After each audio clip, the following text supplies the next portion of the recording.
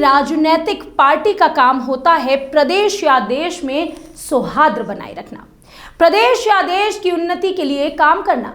लेकिन हमारे देश की राजनीति में चंद राजनीतिक दल अपने वोट बैंक के हिसाब से भड़काऊ भाषण देने में, किसी धर्म का अनादर करने में भी बाज नहीं आते हैं। नमस्कार, मैं हूं आपके साथ कनुप्रिया सत्तन और आप देख रहे हैं नेशन फर्स्ट न्यूज पर हमारी खास रिपोर्ट रामचरितमानस पर राजनीति।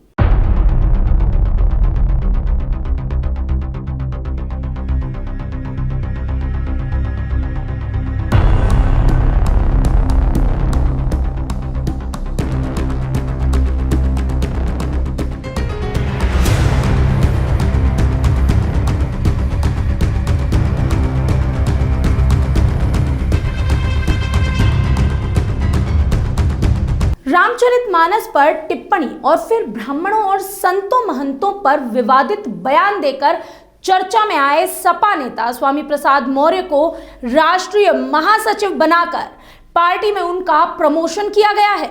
इसके बाद स्वामी प्रसाद मौर्य के बाद अखिलेश यादव भी संतों और महंतों के निशाने पर आ गए हैं।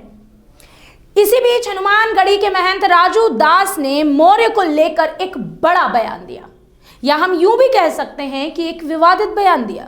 उन्होंने कहा कि स्वामी प्रसाद मौर्य का सर तन से जुदा करने वाले को 21 लाख रुपए का इनाम देंगे। अभी तक तो अखिलेश यादव कह रहे थे कि हम किसी भी धर्म का अपमान नहीं करते, लेकिन स्वामी प्रसाद मौर्य का जो जहरीली बोल, लगातार साधु संतों को आतंकी कहना, अपशब्द कहना, ब्राह्मणों को गाली देना, हमारी जो रामचरितमानस है उसके बारे में उल्टी सीधी टीका टिप्पणी करना, और लखनऊ में ओबीसी मोर्चा द्वारा रामचरितमानस की प्रति जो जलाई गई है, यह स्वामी प्रसाद मौर्य का देन है। और आपने स्वामी प्रसाद मौर्य का डिमोशन के बजाय आपने प्रमोशन कर दिया, तब आपका पूरा परसा है अखिलेश जी। और आपने स्वामी प्रसाद मौर्य के ऊपर कार्रवाई नहीं किया, आपने महासचिव बना दिया। इसके नाते साधु संतों में रोष है। और स्वामी प्रसाद मौर्य ने यह भी कहा कि हाथी चले बाजार, कुत्ता भूखे हजार, साधु संतों को, ब्राह्मणों को उसने कुत्ता कह दिया। इसके नाते हम अपील करते हैं और उनके ऊपर 21 लाख का इनाम घोषित करते हैं। स्वामी प्रसाद मौर्य का जो भी सर तन से जुदा करेगा उसको राजू दास 21 लाख का इनाम देंगे। इसके साथ साथ सरकार से हम मांग करते हैं कि उत्तर प्रदेश में जिसने रामचरितमानस की प्रति जलाई है उसके खिलाफ सख्त से सख्त कार्रवाई करे, नहीं तो हिंदू जनमानस खुद उन लोग के ऊपर कार्रवाई करेगा। अयोध्या से तपस्वी छावनी पीठाधीश्वर जगत गुरु परमहंस आचार्य, मैं आज बड़ा हैरान हूं। मैं बात कर रहा हूं सपा नेता स्वामी प्रसाद मौर्य ने जो रामचरितमानस को लेकर के विवादित बयान दिया है, इसके बाद उनका मानसिक संतुलन बिगड़ गया है और लगातार वो जो है तो लोग साधु संतों के ऊपर, धर्माचार्यों के ऊपर जो है आरोप पर प्रत्यारोप लगाते जा रहे हैं। आज उनका कोई व्यक्ति आया, उन्होंने जो है हमारे पास में खबर भेजा, स्वामी प्रसाद मौर्य ने मेरे पास खबर भेजा। उन्होंने कहा कि वो समाजवादी पार्टी को नस्त नाबूद करने के लिए इस तरह का बयान दिए हैं। मैं हैरान हूँ कि जिस पत्तल में वो व्यक्ति खा रहा है उसी पत्तल में छेड़ कर रहा है। भगवान उनको सद्बुद्धि दे। जय जय सिया राम साथियों, आज समाजवादी पार्टी के वरिष्ठ नेता श्री स्वामी प्रसाद मौर्य जी को मुझे लगता है भगवान रामलला जी का अपमान करने से, श्री रामचरितमानस का अपमान करने से, देश के करोड़ों साधु संतों का अपमान करने का फल मिला है। आज समाजवादी पार्टी में उन्हें राष्ट्रीय महासचिव की जो जिम्मेदारी दी गई है, इससे यह स्पष्ट हो गया कि समाजवादी पार्टी के राष्ट्रीय अध्यक्ष श्री अखिलेश यादव जी पूर्णतया भगवान रामलला जी के, श्री रामचरितमानस के, देश के साधु संतों के खिलाफ हैं और ये उचित नहीं है। अभी अभी पता चला है श्री स्वामी प्रसाद मौर्य के समर्थकों ने उत्तर प्रदेश में किसी जनपद में श्री रामचरितमानस को जलाने का कार्य किया है। ये बेहद दुर्भाग्यपूर्ण है। इस पे कड़ी कार्रवाई कराने का मांग करता हूं मैं। और साथ ही अब आज से श्री स्वामी प्रसाद मौर्य ही नहीं, समाजवादी पार्टी के खिलाफ पूरे देश में जन आक्रोश आंदोलन की शुरुआत की जाएगी और समाजवादी पार्टी ने जिस प्रकार से भगवान श्री रामलला के अनुयायियों पर, भक्तों पर एक समय में जब उनकी सरकार थी, मां सरजू जी के जल को लाल करने का कार्य किया था, आज लगता है पुनः वो लोग वैसे दृश्य को दोहराने के लिए षड्यंत्र के तहत काम कर रहे हैं। मुझे पूर्ण विश्वास है देश के नौजवान साथियों के ऊपर कि समाजवादी पार्टी के सह पे जिस प्रकार से स्वामी प्रसाद मौर्य ने लगातार हिंदुओं का, सनातन धर्म का, सनातन संस्कृति का, भगवान रामलला का अपमान किया है, इसका करारा जवाब इन्हें मिलेगा। और जिस प्रकार से इनके समर्थन में हटा दी, याद रखे बीजेपी के लोग, समय बदलता है, समय बदलेगा तो उन्हें भी पता लग जाएगा कि इसी तरह की व्यवस्था उनके लिए होती है। झंडा भी दिखाया स्वामी प्रसाद मौर्य जी को मैंने कहा है कि जाति जनगणना के आंदोलन में आगे बढ़ें। पीछे पीछे पीछे देखिए, ये व्यवहार किसी के साथ कुछ भी कर सकते हैं। अभी आप कुछ भी हो सकता है व्यवहार, किसी के साथ भी कोई व्यवहार हो सकता है, याद रखिए।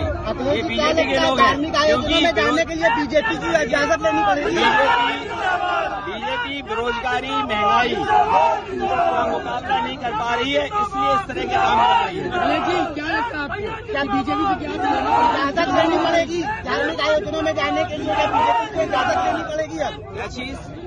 धार्मिक आयोजनों में जाने के आपका विरोध हो रहा है। ये बीजेपी में कोई किसी के साथ भी कुछ भी हो सकता है। बीजेपी की सरकार ने जानबूझ करके एनएसजी हटाई मेरी। मैं आज समझ सकता हूँ कि एनएसजी क्यों हटाई, सिक्योरिटी क्यों कम की, घर क्यों छीना।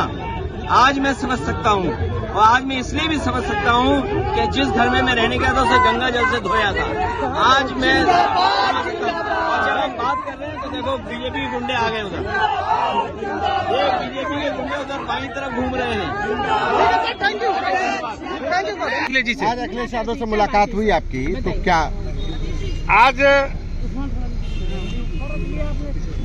जिन आदिवासियों, दलितों, पिछड़ों की बात कर रहे थे, उनके आरक्षण को भारतीय जनता पार्टी ने जो संवैधानिक अधिकार के रूप में अभी तक मिलता रहा है, उसको खत्म कर दिया है। और इसीलिए अब इस देश के अनुसूचित जात, अनुसूचित जनजात और पिछड़ों को उनका संवैधानिक अधिकार दिलाने के लिए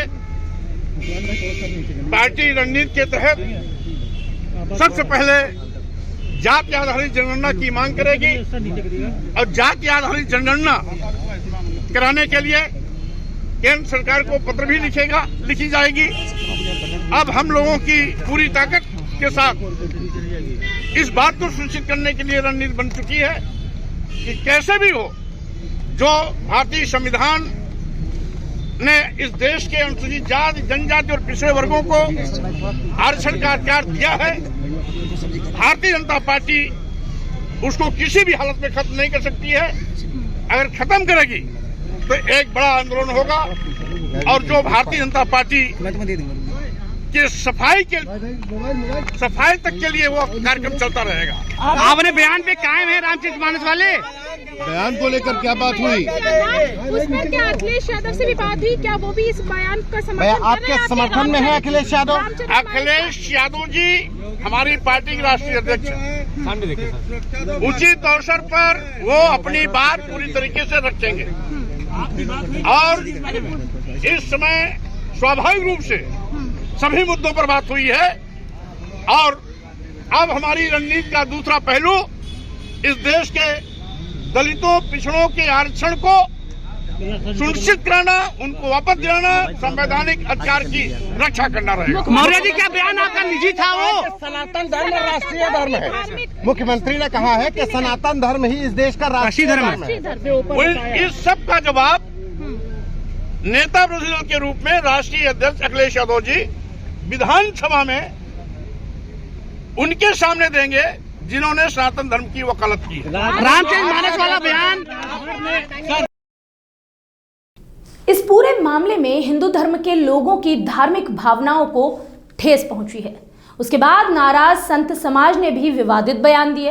अब ऐसे में प्रश्न तो ये उठता है कि आखिर कब तक अपने राजनीतिक स्वार्थ सिद्ध करने के लिए यूं राजनीतिक पार्टियां या नेता देश में जहर घोलने का काम कर